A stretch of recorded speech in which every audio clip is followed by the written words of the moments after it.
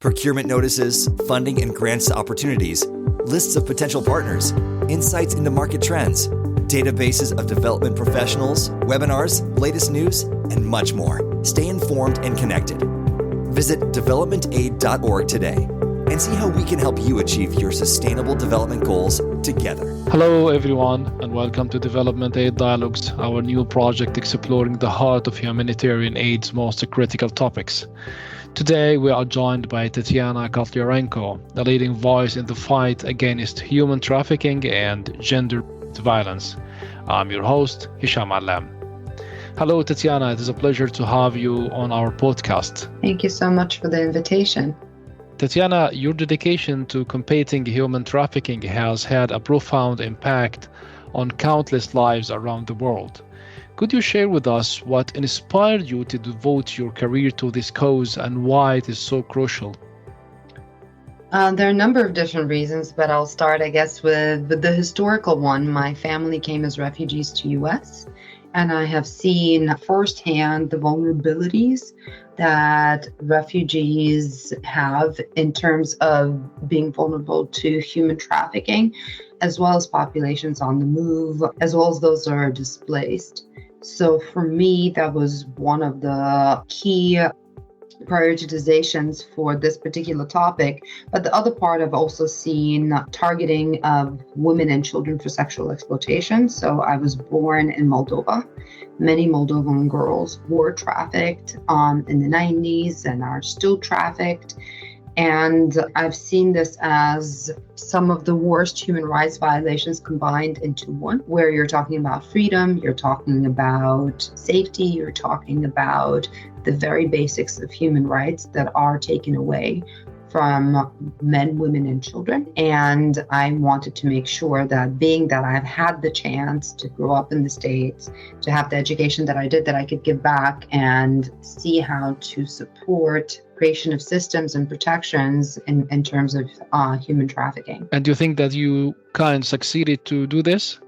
I think I have created somewhat of a difference in the paradigm. And I will tell you why. I worked on the establishment of the International Survivors of Trafficking Advisory Council while I was at the Organization for Security and Cooperation in Europe, as well as the creation of the update of the National Referral Mechanism Handbook, which creates the framework on all anti-trafficking work in terms of the rights of victims and survivors of trafficking. Both of these have been picked up all across the world and are used as an example and model to follow. So the other part that I've been very, very vocal on is addressing demand for trafficking, for both labor and sexual exploitation, but particularly sexual exploitation, as it constitutes 2/3 of all the profits globally. And the victims are primarily, and for the most part, women and children. Building on that, human trafficking is often deeply intertwined with other forms of exploitation. As you said, gender-based violence and forced labor. How do you approach addressing these interconnected issues within your work? Well, human trafficking is interlinked with a lot of different issues, whether it is terrorism, whether it is conflict-related sexual violence. Wherever there's vulnerability, traffickers tend to exploit that vulnerability and are usually able to get away with it. There's less than 1% of prosecutions of the trafficking crime globally, and the profits are upwards of 150 billion a year, US dollars. Your work focuses on helping trafficking survivors in a way that understands and respects the trauma they have experienced. Can you explain what this means and why it is so important in giving survivors the help they need? There have been a lot of talk about the trauma-informed approach all across without the true understanding of what that means. When we're talking about a trauma-informed approach in terms of victims and survivors of trafficking, it takes into account the psychological and physical impact of the crime on them. It takes into account communication, cultural sensitivity, gender sensitivities and such in terms of any interactions or any actions with regards to their well-being. And it also clearly understands the psychological impact of the trafficking crime in terms of post-traumatic stress disorder, dissociation, and a variety of other psychological impacts. And when there's any work that with victims or survivors of trafficking, all those considerations need to be taken into account, whether it is from the first interview, right? Whether it is a police station or a social worker or in the emergency room, and throughout the process. There are particular triggers and fears that are in place. Trauma also prevents, for example, the chronological remembrance of what has happened to them. So all of those considerations need to be in place, and all services need to take into account their very specific needs and be tailored to them. You learned how to handle different kind of traumas, or it came by experience? For me, it came by experience. I worked all across the world where oftentimes you cannot find clinical psychologists. At the same time, as I said, the trauma that victims and survivors of trafficking have is very, very complex. I've also learned from top experts who've contributed in the development of the National Referral Mechanism Handbook, and as well as specifically looking at the health needs of victims and survivors of trafficking. So this has been a joint piece of work from experts all across the world who contributed to the better understanding of what those needs are for victims and survivors. And primarily, actually, it also came from survivor leaders who are able to tell us the exact needs and the exact impacts in terms of trauma on victims and survivors of trafficking and how best to address them, because they are the people who have lived experience and expertise to ensure that we actually have the right approaches, because so far we haven't done it, just right. Is there any different way of dealing with traumatized survivors of human trafficking, whether they are children or adults? Well, there are definitely different approaches to victims and survivors of trafficking who are children, because children have very specific needs because of their age, their development levels, and such, and adult. Now, trauma is not the same and is not experienced in the same way by every individual, which means that when we're looking at someone, we need to make sure that we have a proper assessment of their needs. And whereas one person may be able to overcome their experiences in months, for other people, it's a lifetime journey. There's also a difference in terms of the type of trafficking.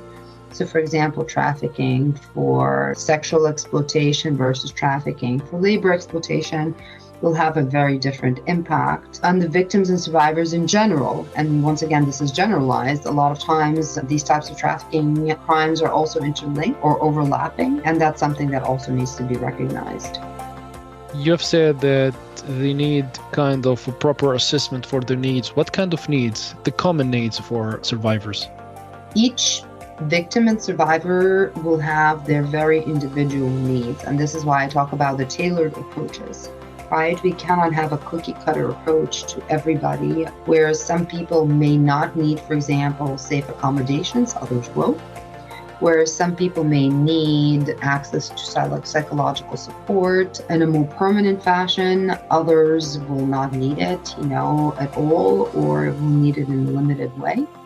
Whereas, for example, some forms of trafficking do not carry the same levels of social stigma and repercussion, others do. So, for example, once again, I will take it back to sexual trafficking for sexual exploitation, which may result in honor killings, which may result in social exclusion and families not wanting to have any interaction with the victim. It may also result in inability for the young women or men or anyone in general who experience sexual exploitation being able to find partners, get married, etc. So there are a lot of different repercussions. And many will also have criminal records, which will actually talk about them being in prostitution or committing other crimes. And they may not be able to access, for example, education, particular jobs. So the impact of trafficking may travel with an individual without tailored approaches for the rest of their life,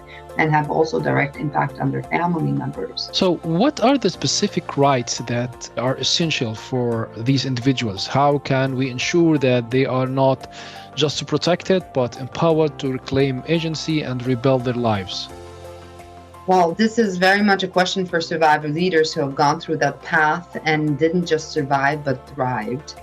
So we look at the example of what that looks like, the thriving piece, the empowerment piece. And for survivor leaders, I see it as, for some, it's about getting justice, but also getting access to proper trauma care and opportunities for education, for example, and employment that help them reintegrate into society in a more holistic way. For others, it may be different other things. Seeing their trafficker, for example, prosecuted and not fearing for their lives on a daily basis, or compensation, for example, for the harm they've suffered. That actually also helps many survivors get access to rehabilitation and reintegration for the years lost, for example, the health damages and mental health damages suffered. For others, it may be the ability to serve in positions of leadership, for example, like becoming a survivor leader, addressing these issues on a more global or policy level, and having an equal seat at the table. But it all comes down to one basic fact, in my view. It's also about dignity. It's about reinstating the feeling of dignity for individuals who have been exploited and abused. Is this what we call ethical survivor inclusion? No, so ethical survivor inclusion is a rather new concept developed over, I would say, the last 5 to 10 years. And what it talks about is actually treating survivors as experts by experience, meaning, once again, compensating them for their work. Because many survivor leaders are lawyers and doctors and journalists and leading NGOs, etc. So they are professional, like any one of us, but they also have the lived experience. So they need to be compensated for their work. They cannot be tokenized or be just about the story that they could tell. Because oftentimes survivors are just pushed to tell their story over and over and over again. And it's not their story that is relevant, it's what they have learned through the process and the aftermath and the journey they traveled afterwards, towards social inclusion, towards changing their victimhood into survivorhood, and then becoming a survivor leader. And from what I have seen, there's a seat at the table for them, as I said, to tell their story over and over and over again, but generally not for anything else. I've seen survivors paid with gift cards, food vouchers, etc. Can you imagine being paid in food vouchers for your work? For example, here's a gift certificate to McDonald's for, $20 or whatever else. It diminishes them in very particular ways. Or here's your travel card, for the train or whatever it is. It actually becomes exploitative over and over again. They're also used to fundraise for issues or raise awareness in issues, but as I said, not as an equal. And here they're beyond equal. Here they are leaders on the subject. Of course. They know more than anyone else what it actually means to be trafficked and what that experience looks afterwards as well. And the vulnerabilities that exist, the methods of traffickers, what would work to connect with victims and survivors and help them to exit the situations of severe exploitation and abuse as well. Yeah, I got the point. So survivor inclusion is so cornerstone for ethical anti-trafficking efforts, right? It absolutely is. Now I need to understand how survivor perspectives are shaping our understanding and response to human trafficking. In the development, for example, of the update of the National Referral Mechanism Handbook, survivors were engaged throughout the process. So as we were developing standards for implementation of very specific things, for example, how soon or what type of accommodation do specific victims and survivors need, what approaches do children need in terms of protection, support, assistance, criminal justice processes, communications, etc. Survivors play a key role because they can actually tell us what is necessary. They could tell us what actually works and what is actually needed. So a lot of those lessons come from there. When there's new policy or legislation drafted, they should be sitting at the table because they actually know For them, that knowledge is not theoretical. It's actually very practical knowledge that the best, bureaucrats and subject matter experts or through academics or through, work in offices and such across the world will just not know.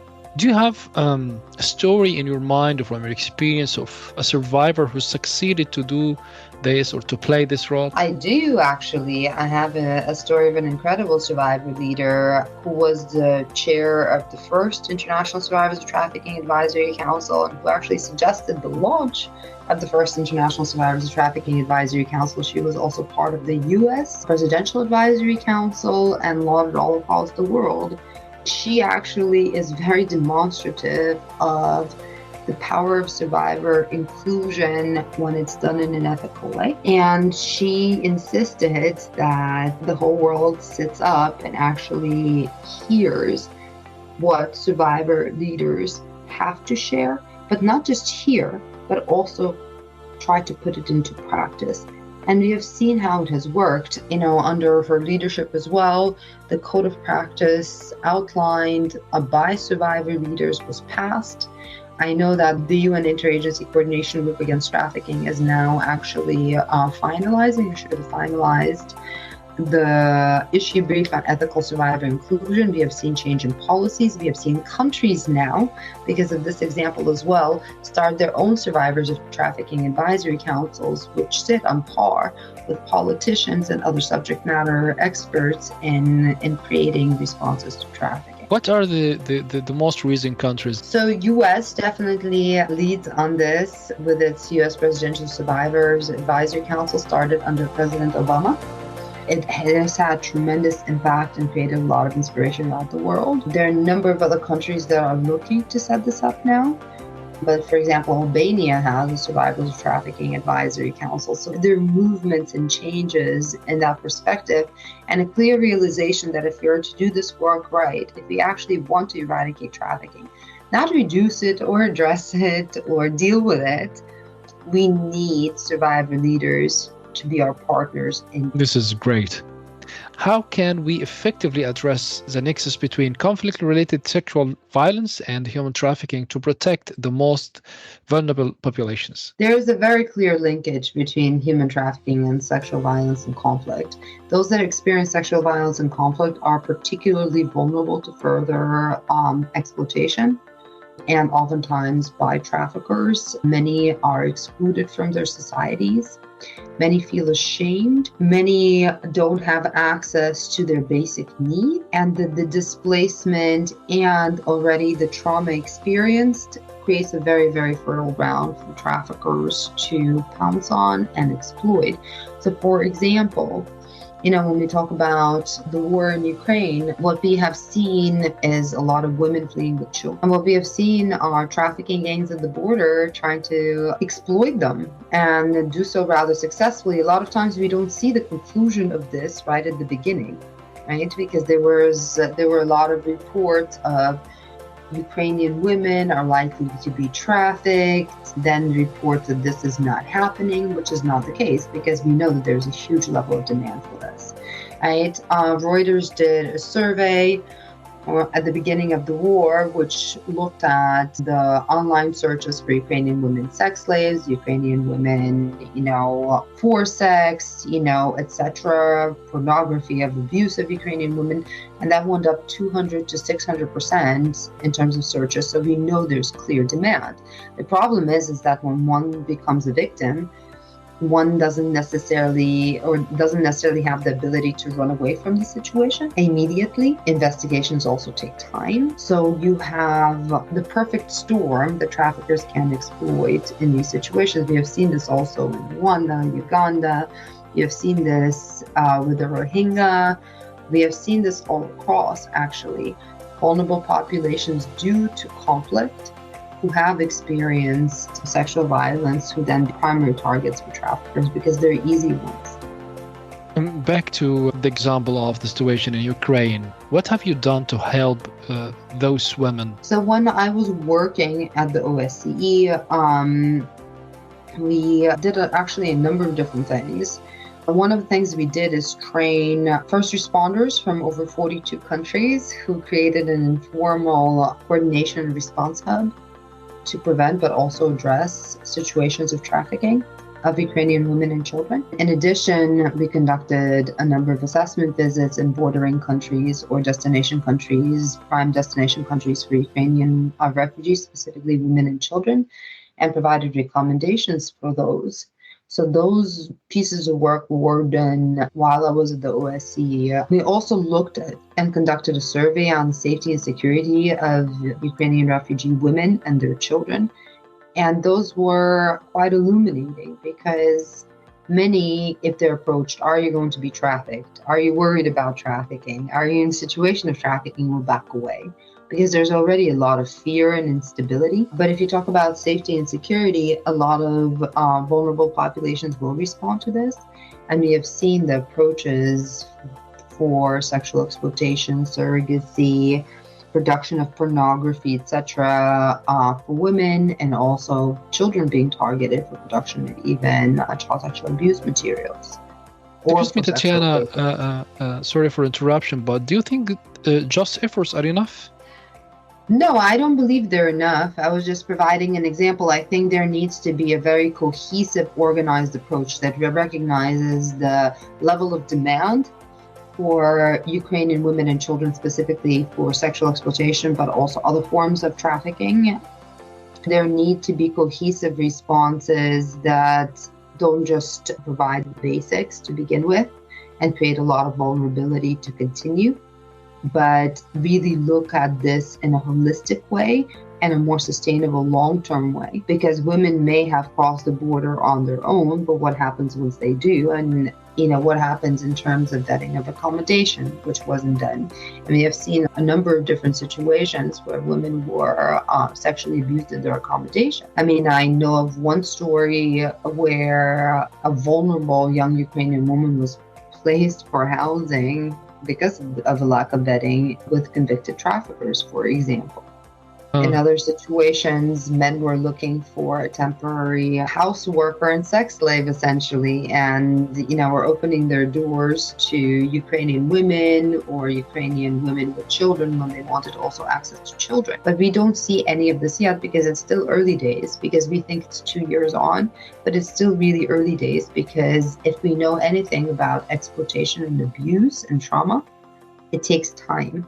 Most victims do not run into police stations screaming, "I'm a victim of trafficking, help me." They're not perfect victims. And I think the real width and breadth of this issue will be realized in time, not just yet. But with time, the numbers of victims are doubling, increasing rapidly, right? It is true, because a lot of vulnerability gets compounded by a number of different factors. For example, people run out of their savings. The unaddressed trauma gets exacerbated. And there's also the sense and loss of community, of loved ones, community displacement, of pressure, of search for companionship even, because you have the lover boy technique that is hugely at play. So yes, I'm very, very concerned about what's going to happen in the case of Ukrainian women and children specifically, because even prior to the war, Ukrainian women and children were heavily targeted by traffickers and those that were seeking to exploit them. So with this level of vulnerability now, I think this is just continuing, but we have not taken the right approaches to actually prevent it and address it to date. Your work spans across various regions from West Africa to Eastern Europe. What are some common challenges you have encountered in combating human trafficking, and how do you differ across different contexts? There's one common challenge, and I've mentioned it earlier on in our conversation, which is demand. The huge level of demand for trafficking, for sexual exploitation, but also for cheap goods. That cuts across. What that creates, actually, and you mentioned specifically West Africa as well as Eastern Europe, is a particular target for particularly vulnerable populations or those that are seeking economic stability. And we see this replay over and over and over again the sending countries, receiving countries, etc., and the benefits that go to generally receiving countries and to a very small degree to some degree to the sending communities as well, which creates also a push factor. I would say this would be one thing. The other thing that I've seen that cuts across is lack of proper services and protection. Corruption as well. Corruption is a major issue when it comes to trafficking. What kind of corruption? There's been corruption in protecting traffickers and trafficking networks. There's been corruption even in police forces in terms of trafficking victims of trafficking. So, or using the services of a victim of trafficking. So you have many different layers. Let's talk about your role that you have played for evacuating at-risk individuals from Afghanistan. This is an interesting point to discuss. Can you share more about this experience and its significance to you personally? I believe, as I said from the beginning, the rights of any individual need to be protected, especially in conflict zones. So I did so in a volunteer capacity, and I did so with incredible women, human rights leaders across the globe as well, where we teamed up together. We were able to fundraise money in order to charter planes and then lead women judges, women prosecutors, women human rights defenders, and such across Afghanistan to board flights to other safer locations. And I think that's an important piece because, as we have seen now, in Afghanistan we have gender apartheid. There's no other place on earth where the rights of women and girls are so limited or actually non-existent. Do you have in mind an inspiring story from Afghanistan that you would like to share with our listeners? Oh, there's so many, actually. I'm just thinking of where to start because there are many inspiring stories of people, young women escaping. I'll give you one, actually. There's an incredible young woman, actually, somebody contacted me about. And I remember being on the phone with her, and we were trying to get her into the airport in Kabul. And she was separated from her mother and her grandmother. She was with her father and some of her siblings. And I remember being on the phone. She says, no, I cannot go on. I can't make it. And me just talking her through it, getting her on the flight, then eventually also helping her mother and her grandmother evacuate. And now I know she's gotten massive scholarships. She has finished her master's in the States and she's doing exceptionally well. And it seems like a simple story, but at those times, those stories were not simple at all. And we have seen major successes as well as many challenges for a lot of the women arriving all across the world.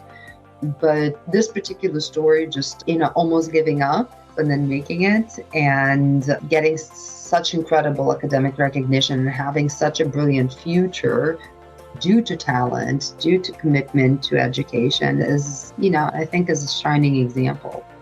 What are some common misconceptions or myths about human trafficking that you frequently encounter in your work, and how do you address them? Oh, there are many. I think many people think that human trafficking is a woman tied to a bed or a radiator with metal handcuffs. Doesn't work like this anymore, frankly, and that it requires movement across borders from particular countries. I'm American. There's quite a bit of trafficking in US as well, and it's domestic trafficking. So there's a lack of understanding of domestic trafficking, especially in the West.